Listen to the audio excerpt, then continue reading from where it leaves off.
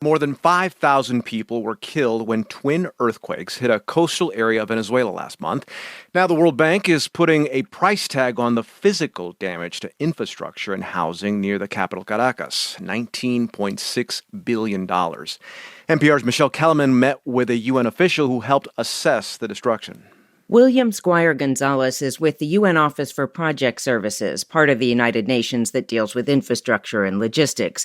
He's seen natural disasters before, but the devastation in Venezuela reminded him more of a war zone. What's surprising about La Guaira is that you see all types of patterns. You see entire 20-story buildings coming completely flat. You see some that have been tipping. You see some where 20-story buildings have now become 5-story buildings, but the rest of the 15 other stories are actually completely lying under it. And it goes on for miles in that coastal town of La Guaira, while more modest homes up in the hills remain intact. So the diversity of the destruction and just the fact that it's along a coastline just makes it overly dramatic. The World Bank says that 47% of the total damage occurred in residential buildings, so getting temporary housing for Venezuelans is a key priority now. Squier Gonzalez says they'll also have to do some forensic engineering to see where it makes sense to rebuild.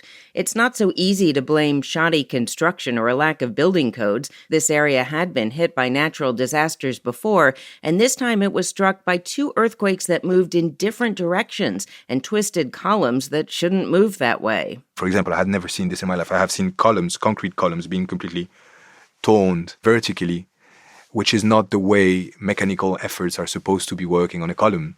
The probability of these kind of things happening is extremely low, and being able to plan for this kind of thing is also very low.